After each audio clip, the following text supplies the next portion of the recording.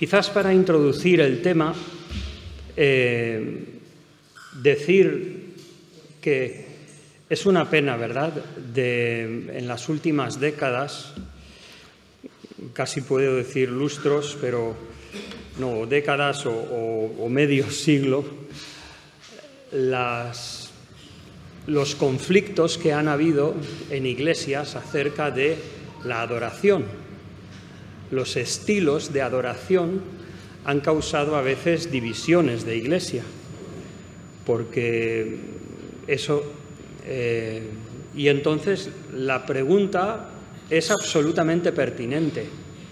¿Qué es adoración?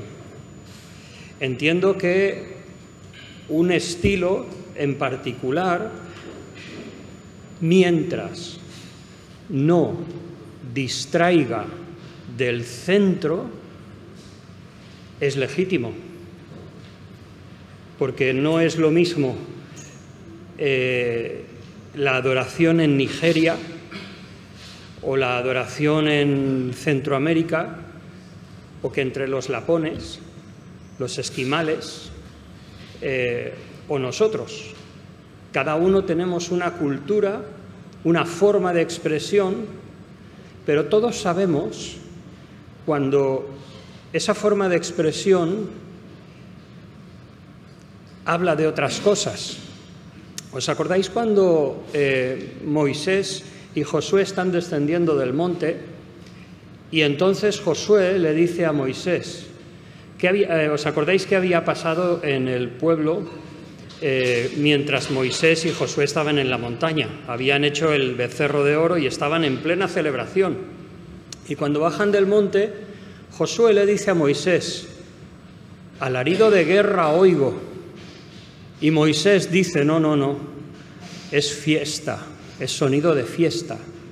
Recuerdo un hermano, Juan Antonio Portillo, que tocaba el clarinete muy bien, y recuerdo que él me decía, dice, a mí no me engañan, dice, cuando en la alabanza se intenta emular el sonido de discoteca, dice, yo eso no he venido a hacer esto aquí.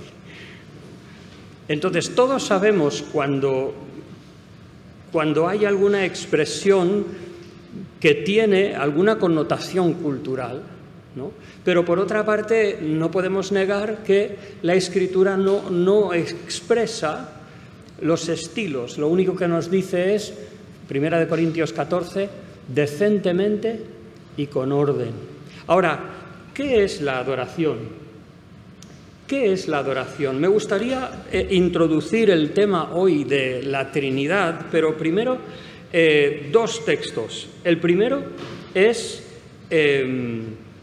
Éxodo 10, versículo 26. Por favor, abrir Éxodo 10, versículo 26. Estamos en el preludio del Éxodo, estamos en lo que podríamos decir la demanda de Dios de que Él había llamado a su pueblo, ¿a qué?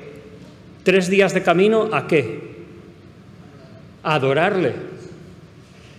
Y entonces, cuando ya Faraón empieza a ver que las plagas empiezan a ser un poco onerosas, gravosas, entonces dice, bueno, mira, ¿sabes qué? Iros, dejar el ganado y dejar las mujeres y iros a adorar a Dios. Y entonces esta es la respuesta que Moisés le da. Éxodo 10, 26, dice, nuestros ganados irán también con nosotros, no quedará ni una pezuña, porque de ellos hemos de tomar para servir a Jehová nuestro Dios, y no sabemos con qué hemos de servir a Jehová hasta que lleguemos allá. Me gustaría preguntaros, ¿qué dice este pasaje acerca de la adoración? ¿Qué dice este pasaje acerca de la adoración? Porque el contexto es claro. Dios había llamado a su pueblo a que caminara 3 días para encontrarse con Él y adorarle. Entonces, ¿qué dice este texto acerca de la adoración? Venga, no seáis tímidos. Me llama la atención cuando dice, vamos a servir al Señor nuestro Dios. Muy interesante. ¿Por qué te llama la atención? Porque me hace pensar en la adoración como un servicio también al Señor. Correcto. En lo que es adoración hay varias palabras, tanto en el Antiguo como en el Nuevo Testamento. Aún en castellano podríamos hablar de honrar a Dios, podríamos hablar de, en el Antiguo Testamento sobre todo, temor de Dios, una actitud. En el Nuevo Testamento hay una piedad que está muy desvirtuada por el catolicismo romano, que es piedad. Es la reverencia, el respeto ante la dignidad, la majestad de Dios. También hay otras palabras que significan simplemente arrodillarse, inclinarse. ¿Os acordáis la tercera tentación que Satanás le hizo al Señor? Le dijo, todo esto te daré si postrado me adorares. Entonces, fijaos, el gesto es también parte de la adoración. Entonces encontramos que en la adoración hay una serie de conceptos y uno de ellos, como Marcelo ha notado, es servicio. En el Nuevo Testamento la palabra, sabéis más griego que el que pensáis, es latreuo. Latreuo. Y lo que significa es el servicio, pero que es particular, sagrado. El servicio que es dedicado al Señor. ¿Os acordáis? Hechos capítulo 13, cuando dice que estaban entonces en la iglesia de Antioquía profetas y maestros, ¿y qué estaban haciendo? ¿Alguien se acuerda? Miradlo si no. Hechos 13, versículo 1.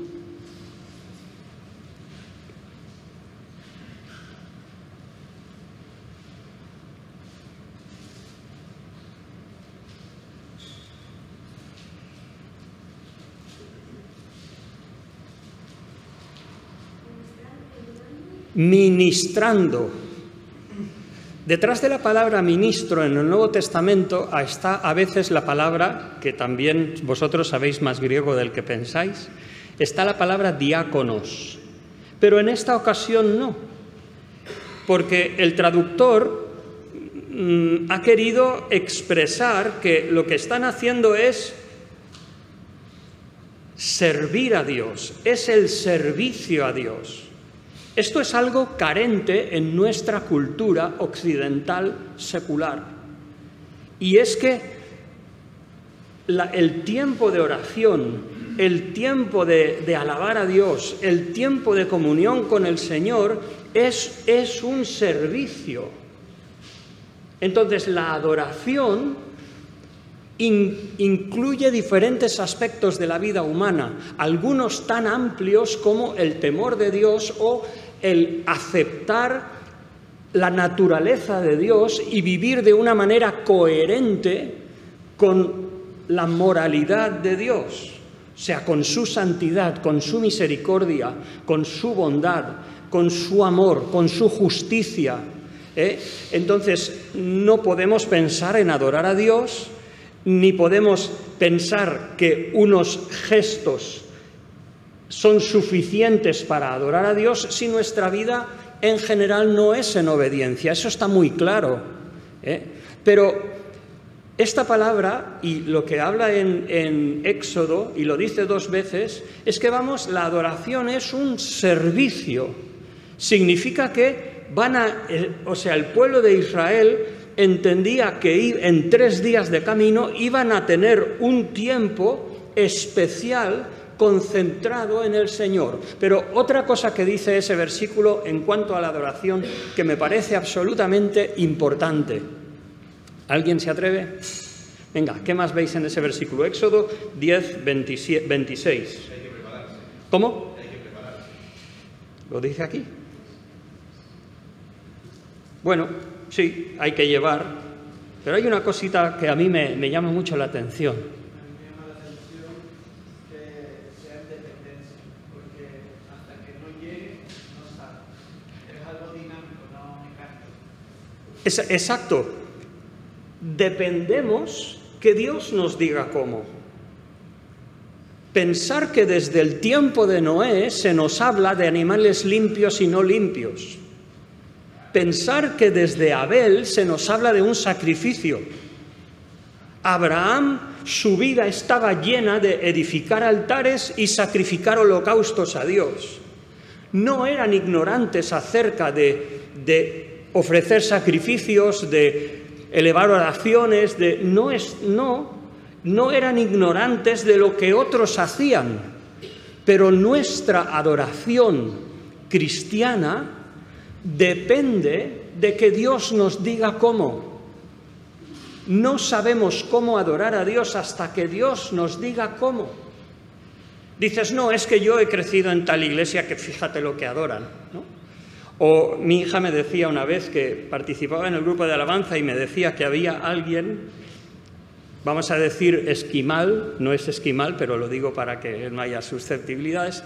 Dice, no, como los esquimales nadie sabe cómo adorar a Dios. Y dices, perdóname, ¿qué quieres decir con eso? ¿Qué quieres decir? Pero es importante. Otro versículo que quiero como introducción, Levítico capítulo 10 y versículo 1. Levítico capítulo 10, versículo 1. ¿Qué dice? ¿Alguien lo puede leer en voz alta, por favor?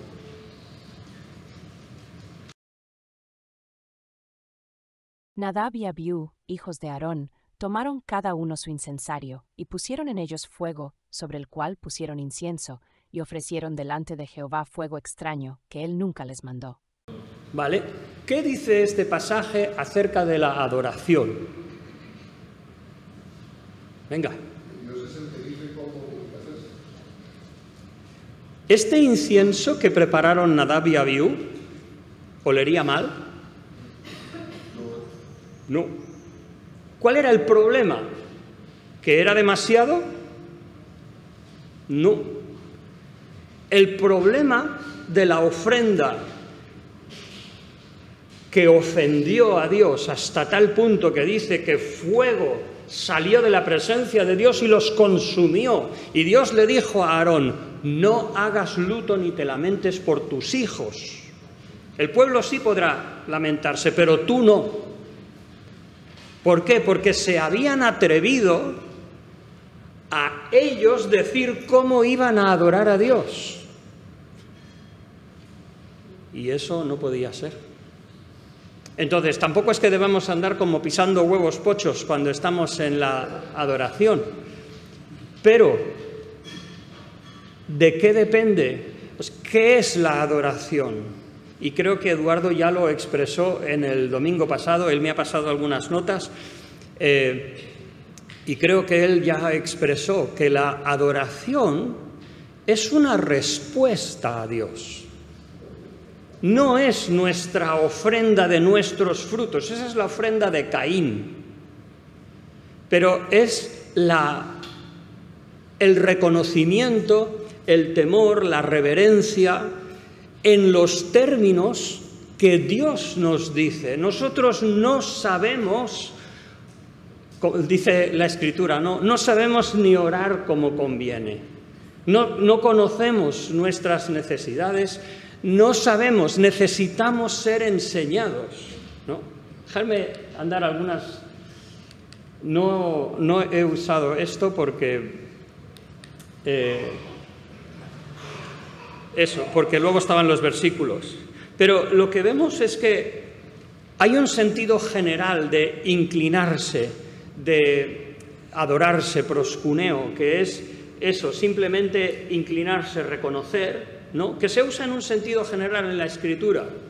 Pero cuando hablamos de la adoración a Dios, hablamos de un reconocimiento de la majestad de Dios, una acción de postrarse, de honrar, pero que implica una obediencia, una integridad y una relación con Dios según los términos que Dios ha establecido y no los nuestros. Dice, no, es que a mí me encanta. A mí también. A mí me puede encantar Alguna vez he oído, dice, bueno, pero tú cuando estás en casa, ¿qué música oyes? Bueno, es importante, pero yo puedo decir, que no es la que escucho, pero yo puedo decir, a mí me encanta Michael Jackson, porque tiene un drive, tiene un... No escucho esa música, pero ¿qué pasa? ¿Quiero llevar a mi forma de adoración lo que a mí me pone? ¿No es eso un poco de fuego extraño? El centro de la adoración no es lo que a mí me sacia, lo que a mí me llena, lo que a mí me hace sentir bien. La adoración es una obediencia al Señor, un reconocimiento de lo que Dios es, un servicio, una serie de acciones, de cosas, que no es la acción en sí, pero todo el conjunto de nuestras actitudes. ¿Por qué a veces nos ponemos de pie para comenzar un culto? ¿Es que adoro a Dios más de pie que sentado? Por supuesto que no. Pero es una manera de enseñarnos de que de pie, pues es una forma de mostrar respeto. A mí me gusta cuando hay un funeral, pues cuando entra, o cuando hay una boda y entran los novios, nos ponemos de pie, porque es un momento importante y de alguna manera lo quieres mostrar, ¿no? Entonces, ¿por qué a veces dice la Escritura, con mi rostro postrado en tierra? ¿Sabéis lo que es eso? ¿Sabéis lo que es?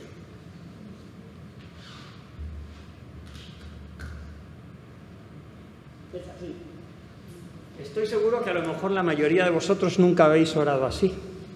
Está bien, no es nuestra cultura. Pero ¿qué forma tienes tú? Si no tienes esa, está muy bien, pero ¿qué forma tienes tú?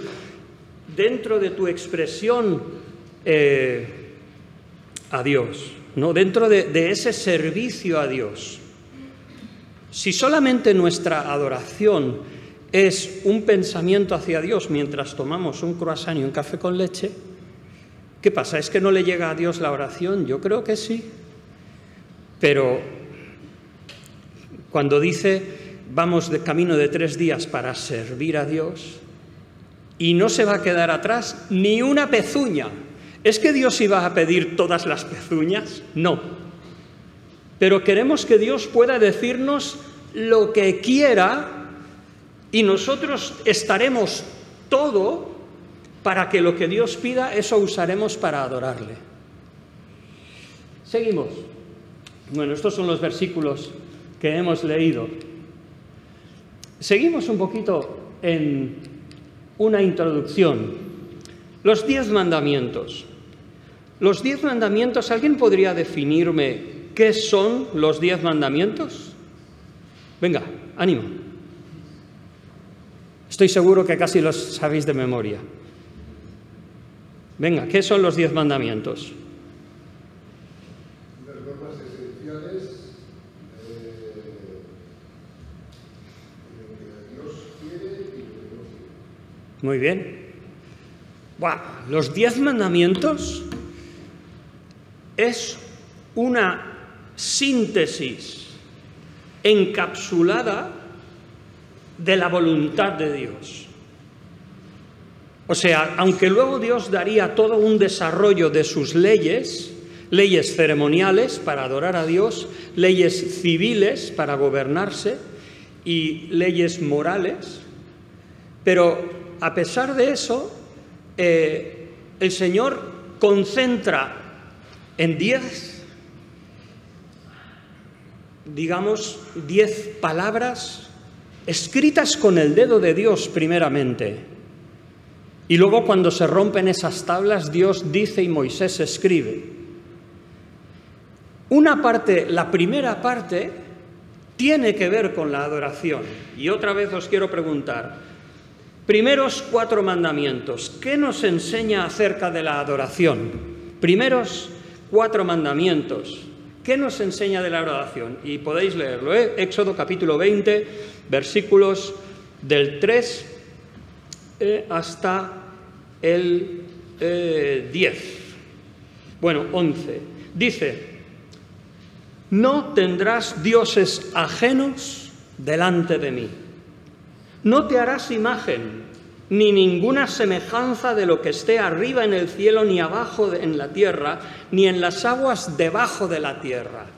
Madre mía, madre mía. En el concilio de Elvira 306, Elvira es un poblado que había al lado de lo que hoy es Granada, se condenó el culto a las imágenes, aunque la Iglesia Católica pretenda como que siempre hubieron. Entonces, no te harás imagen, ninguna semejanza de lo que esté arriba en el cielo, abajo en la tierra, ni en las aguas debajo de la tierra, no te inclinarás a ellas, ni las honrarás, porque yo soy Jehová, tu Dios fuerte, celoso, que visito la maldad de los padres sobre los hijos hasta la tercera y cuarta generación de los que me aborrecen, y hago misericordia a millares, a los que me aman y guardan mis mandamientos. No tomarás el nombre de Jehová tu Dios en vano, porque no dará por inocente Jehová al que tomare su nombre en vano. Acuérdate del día de reposo para santificarlo. 6 días trabajarás y harás toda tu obra, mas el séptimo día es reposo para Jehová tu Dios. No hagas en él obra alguna, ni tú, ni tu hijo, ni tu hija, ni tu siervo, ni tu criada. Como Dios conoce el corazón de las personas que buscan recovecos para hacer lo que creemos, ¿no? Ni tu criada, ni tu bestia, ni tu extranjero que está dentro de tus puertas, porque en 6 días hizo Jehová los cielos y la tierra, el mar y todas las cosas que en ellos hay, y reposó en el séptimo día. Por tanto, Jehová bendijo el día de reposo y lo santificó. Decidme qué aprendemos, rápido por favor, qué aprendemos en esos versículos, notas que aprendamos acerca de la adoración. Exclusividad. Muy bien. Podríamos hablar de la unicidad de Dios. Unicidad significa único, carácter único de Dios. En un lado está todo lo creado y en el otro lado está Dios eterno. Y entonces nosotros solo a Dios, es lo que le dijo el Señor a Satanás, ¿no? Apártate de mí, Satanás, a tu Dios adorarás y solo a Él servirás. Entonces, exclusividad. Hablaremos luego, en cuanto a la Trinidad, diríamos, Dios es uno. Dios no son 3. Y hablaremos después qué significa eso, pero Dios es uno. Y a Él adoramos. ¿Qué más? ¿Qué aprendemos de eso, de este pasaje acerca de la adoración?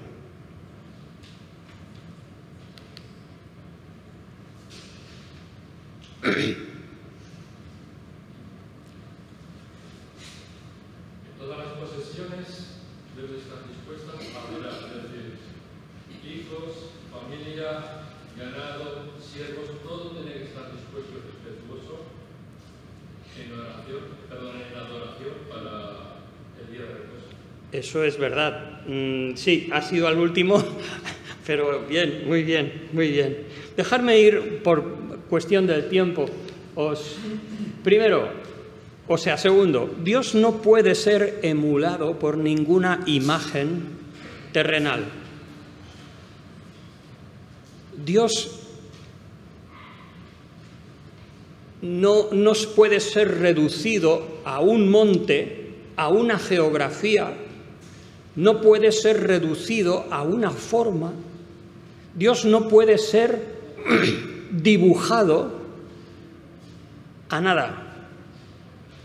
Dios tiene su propia identidad y nosotros lo único que sabemos es lo que leemos en la Escritura. Damos gracias a Dios por buenos maestros si hemos tenido en la Iglesia, pero de quien queremos escuchar es de Dios, no es de los hombres. Y no podemos hacernos imagen o semejanza de algo en la tierra como que eso es Dios. No. existen unas expresiones de adoración que son exclusivas a Dios. Dice el Señor, no te inclinarás a ellas. O sea, ese es hay ciertos gestos que son exclusivos de Dios. Y dices, no, el Señor lo que ve es el corazón. Eso es lo que decían los judíos en el siglo XII, siglo XIII, para mentir, pero si ellos dentro de sí decían lo que era verdadero, entonces no era pecado. Como que no. Ciertas cosas que no me vengas con que no es una cosa es latría, otra cosa es dulia, otra es hiperdulia, otra es... El catolicismo romano es inaceptable en cualquier expresión. El uso del nombre de Dios debe ser con una vida íntegra y consecuente con su carácter moral. ¿Sabéis lo que hacían algunos monjes del siglo XVI? Oraban el Padre Nuestro y decían, Padre Nuestro que estás en los cielos, santificado sea tu nombre, venga tu reino, tu voluntad sea hecha como en el cielo, así también en la tierra. Pan nuestro, cada día dánoslo hoy. Pero se saltaban y perdona nuestros pecados o nuestras deudas y líbranos del mal. Porque si tenían una trifulca con su hermano no pasa nada. Eso de perdónanos como nosotros perdonamos a los que nos deben, eso no. Los que nos deben que nos paguen, pero tú perdónanos a nosotros. Eso es una hipocresía.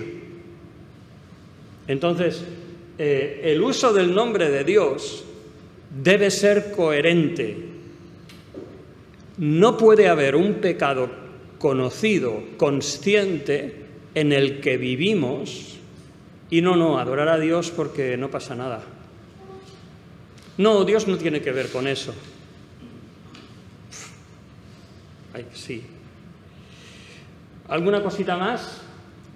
Curioso, existe un día, un momento particular para una expresión de calidad concentrada de adoración. Nosotros no somos adventistas para mantener el sábado de la ley, pero diremos que no tiene importancia.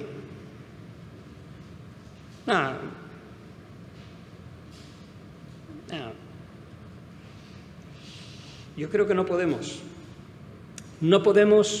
decir que ahora en la gracia dices, no, es que para nosotros la gracia toda la vida es vida de adoración.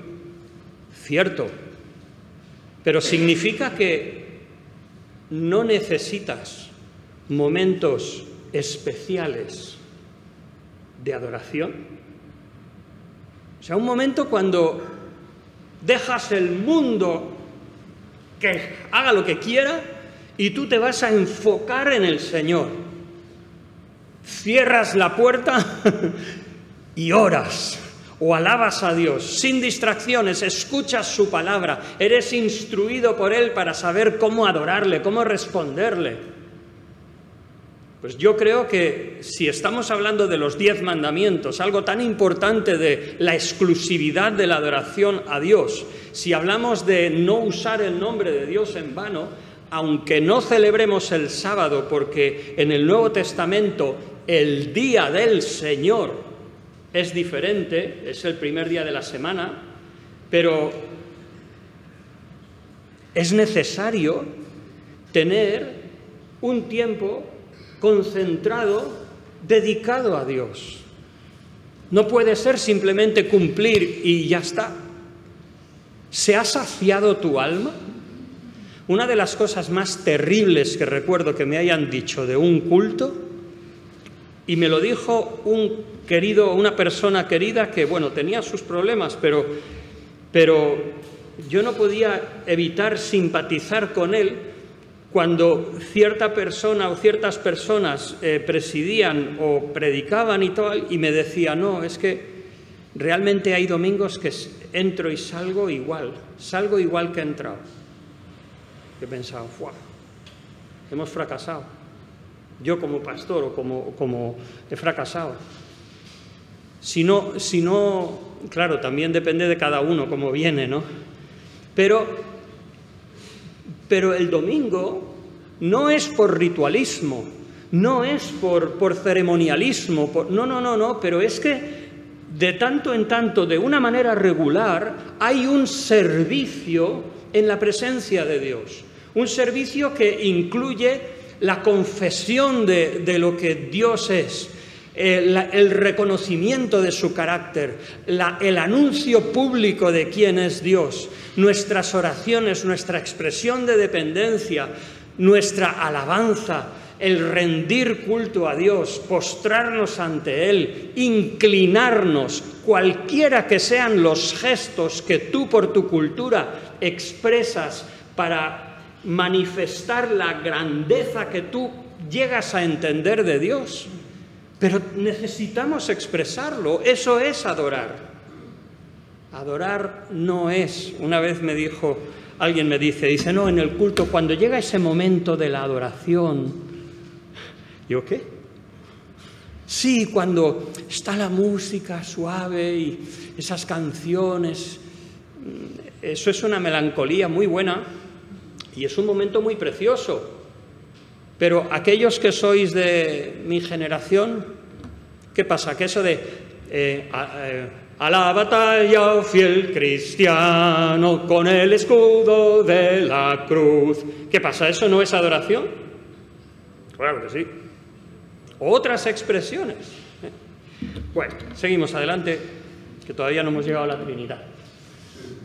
Entonces, eso es una introducción, pero es que pensaba que era necesaria, y sé que se nos va el tiempo, pero pensaba que era necesaria para que entendiéramos que si nuestra adoración depende de que Dios nos diga cómo, si nuestra adoración tiene que ser de Dios y nosotros no podemos ofrecer nuestro buen incienso por muy bueno que sea, si la adoración tiene que ser exclusiva, si tiene que ser con una vida de coherencia, si con todos esos términos tan contundentes,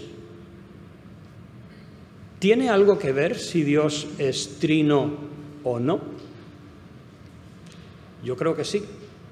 Tiene mucho que ver que Dios, la Trinidad. En primer lugar, y esto solamente es un comentario, os animo como me animo a mí. Cuando yo era jovencito, mi pastor me ayudó mucho en un tema. Me dijo, en cierto momento, no me voy a meter en particularidades, pero en cierto momento me dijo, Manuel, en este momento quiero que sea una oración de gratitud, solo de gratitud. Y cuando me pedía orar en ese momento particular me ponía nervioso, porque enseguida salía de mi mente, Señor, te pedimos que... Y el pastor venía después y decía, Manuel, está bien, pero la próxima vez solo gratitud. ¿Qué pasaría si en vez de eso nos dijeran, mira, vamos a orar, vamos a alabar a Dios, pero solo vamos a alabar a Dios por lo que Él es, no por lo que nos ha dado?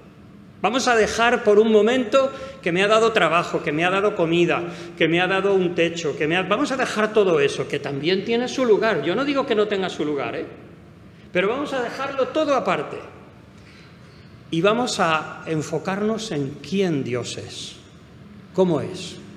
¿Hay algo de su naturaleza que merezca reconocimiento, merezca nuestra adoración, nuestro honor, nuestra inclinación, nuestro servicio? ¿Cuánto tiempo en oración podríamos mantenernos solamente reconociendo lo que Dios es, sin pensar en lo que nos ha dado, de nuestras necesidades, de todo eso? Entonces creo que eso es importante pensar y el ejercicio es bueno. Os animo a que hagáis ese ejercicio. Entonces, hemos visto que hay un solo Dios, no son varios dioses, ¿no? Hablamos de Dios Padre. ¿Qué quiere decir la Trinidad? La Trinidad es una palabra que se ha utilizado para expresar cómo entendemos a Dios. Es una palabra humana para expresar una realidad que no podemos entender porque va más allá de nuestra existencia. Pero es que Dios es más que un ser humano. Entonces, lo que sabemos es que Dios es uno. Porque hay, dice Primera de Timoteo 2:5, porque hay un solo Dios y un solo mediador entre Dios y los hombres, Jesucristo hombre. Entonces, hay un solo Dios. Santiago capítulo 2. ¿Tú crees que Dios es uno? Bien haces. También los demonios creen y tiemblan. Dios es uno. Lo que pasa es que en el Nuevo Testamento vemos una descripción de la persona, de la obra, de la dignidad de Jesucristo, que rompe los esquemas como simplemente ser humano. Y vemos que, sobre todo en el Evangelio de Juan, si pensamos solamente en la narrativa, comenzamos leyendo: ¿de Nazaret puede venir algo bueno? Y termina la narrativa del Evangelio con Tomás poniendo sus manos en las heridas del Señor y diciendo ¿qué? Dios mío, Señor mío. ¡Guau! Entonces, comienza el Evangelio de Juan. En el principio, ¿os acordáis que al principio hemos hablado de todo lo que es la creación y aparte está Dios? Pues en el principio, antes que existiera la creación, era tiempo imperfecto, existía eternamente el Verbo. Y el Verbo era con Dios. Había una comunión, una relación. Dios no es un ser aislado, estéril, estático. No, entendemos que Dios existía en la eternidad en comunión. Y ese Verbo era Dios. Y dice el prólogo de Juan, y ese Verbo fue hecho carne y habitó entre nosotros. Entonces, ¿a quién quieres más, a papá o a mamá? ¿Quién nos ha dado la salvación?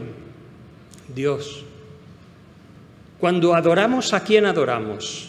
Al único Dios.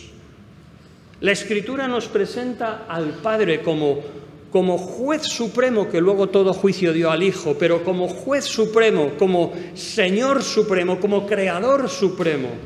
Es Dios el Padre. El Hijo es el Verbo eterno que tomó carne, uno en esencia con Él. Autor de obras divinas, se nos dice en Colosenses que todo fue creado por medio de Él. Si bien Dios Padre es el soberano, el creador, pero Él quiso crear los cielos y la tierra por medio del Señor Jesucristo. El Señor Jesucristo vemos que es eterno, que es santo, que es puro, que es sabio, que es omnipresente, etcétera, etcétera, que tiene atributos que son exclusivamente divinos y que ha hecho obras que son exclusivamente divinas. Y es digno de gloria y de adoración. Y en tercer lugar, el Espíritu Santo, lo que entendemos es que los testigos de Jehová dicen que es una fuerza activa de Dios. Pues una fuerza activa no se puede entristecer, como dice en Efesios, no contristéis al Espíritu Santo de Dios. El Espíritu Santo no se puede mentir a la electricidad. Y Hechos capítulo 5, cuando Ananías y Safira mienten a Dios, Pedro dice, no habéis mentido a los hombres, sino habéis mentido al Espíritu Santo, dice antes, y luego habéis mentido a Dios. Entonces, si mienten contra el Espíritu Santo, lo que vemos en el Nuevo Testamento es que el Espíritu Santo tiene personalidad. Entonces, nos encontramos con un solo Dios, pero es uno en colectividad. Es uno, pero en realidad tres personas, no tres modos. No es que un solo Dios en el Antiguo Testamento se hizo pasar como Dios el Padre, en el Nuevo Testamento como Dios el Hijo y luego en la época de la Iglesia como el Espíritu. No. Son tres personas diferentes. Y cuando el Señor dijo, Padre, si es posible, pase de mí esta copa, pero no sea mi voluntad sino la tuya, era una oración genuina. Cuando dice, Padre, en tus manos encomiendo mi espíritu, no es un monólogo, es una oración.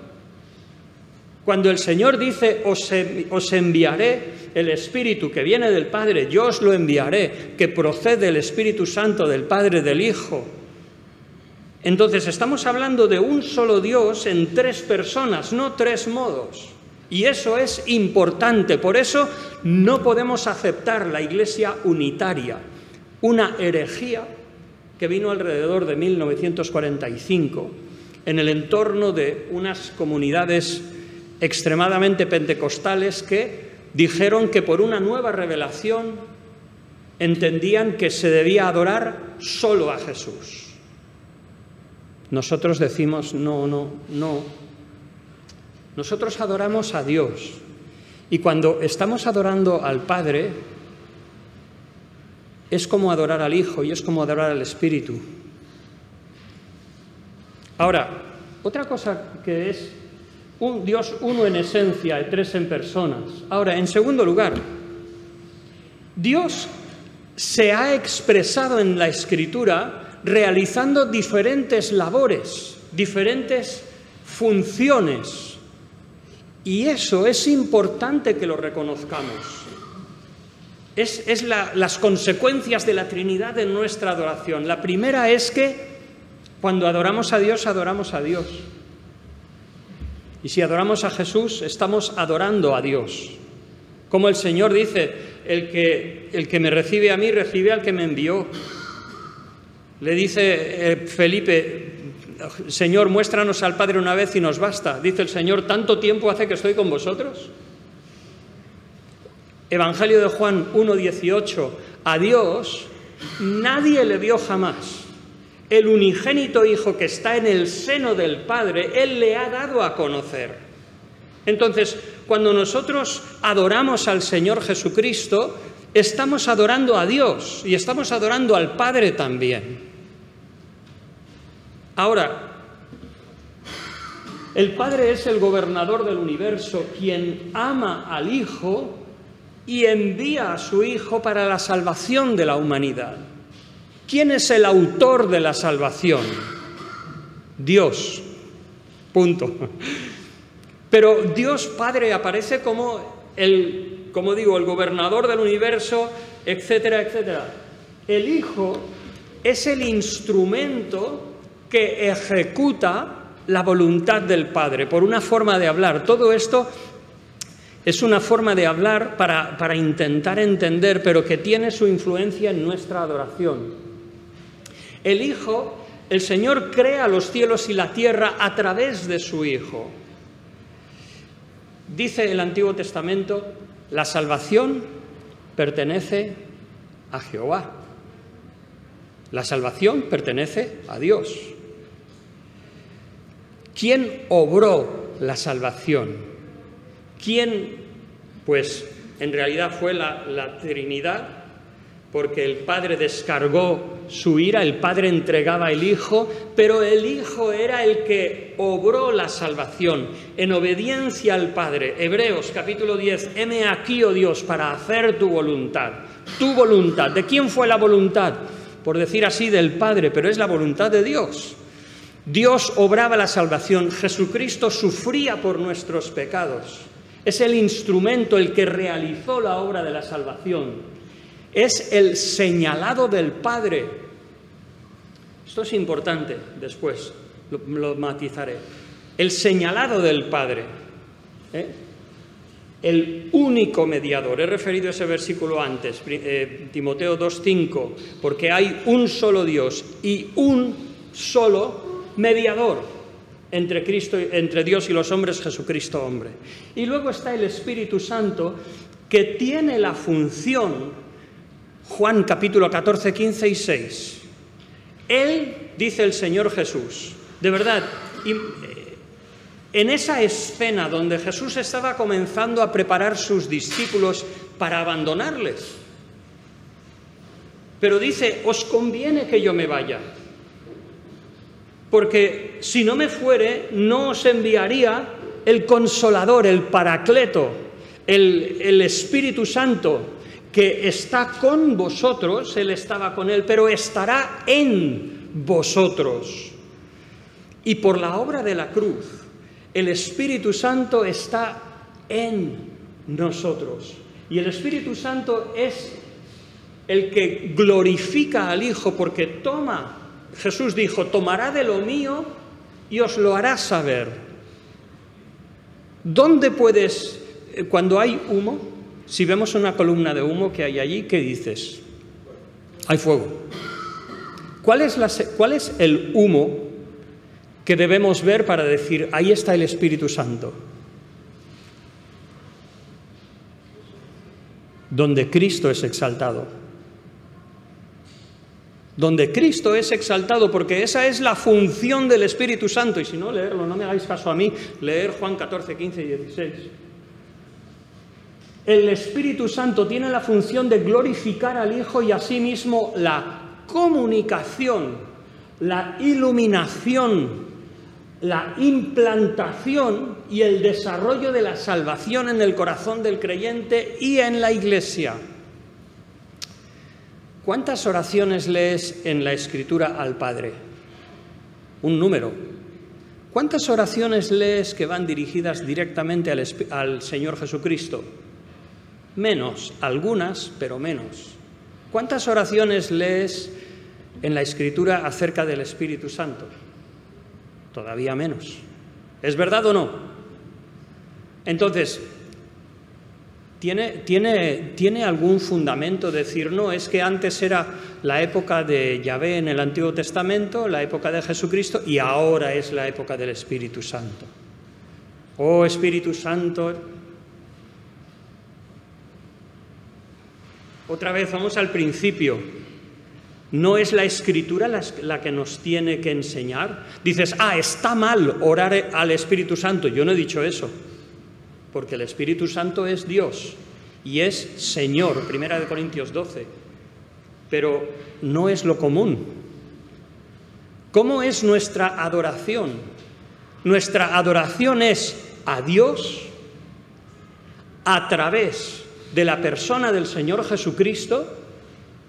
¿Por qué? Porque Él es nuestro mediador. Nosotros no nos podemos presentar a Dios porque somos pecadores, porque somos pecadores, seres humanos caídos, con carencias en nuestra alma, y nosotros no podemos presentarnos a Dios en nuestro nombre. Por eso, cuando oramos, oramos en el nombre del Señor Jesucristo. Por eso somos justos en Cristo, a través de Cristo, por medio de Él, y en Él estamos completos. Pero es porque estamos en Él. Nosotros creemos que necesitamos un mediador, y a Él señaló a Dios el Padre. Ahora, estamos en plena dependencia del Espíritu Santo, porque el Espíritu Santo es el que nos comunica la palabra de Dios, el que, más allá de información, nos hace experimentar la verdadera comunión con Dios. Dependemos del Espíritu Santo de Dios para que cuando leamos su palabra, cuando caminamos en comunión con Él, nuestra interacción con Dios sea genuina, sea bíblica, pero sea también espiritual. Oraré pues, dice Pablo, con el Espíritu.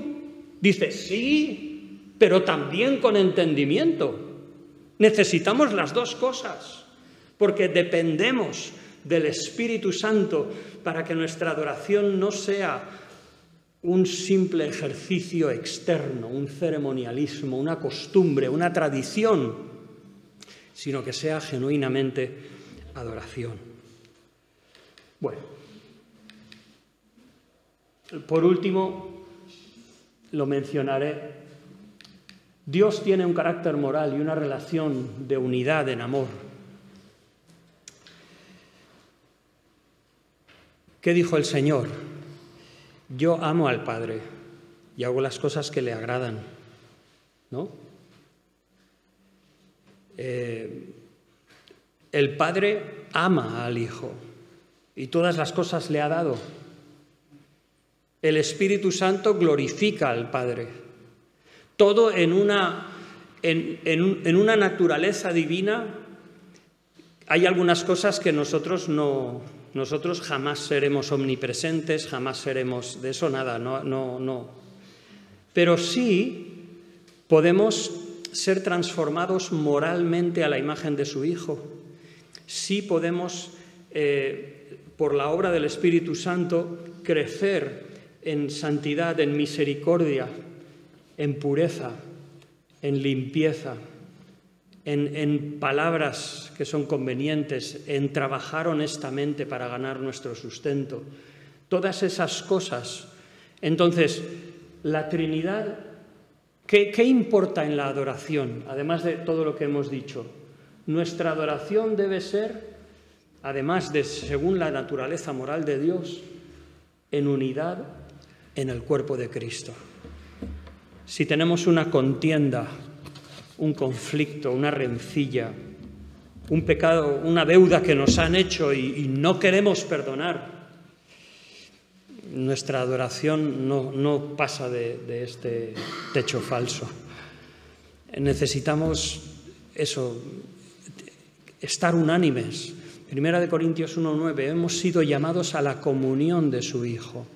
Primera de Juan, capítulo 1, dice Juan, nuestra comunión verdaderamente es con el Padre y con el Hijo.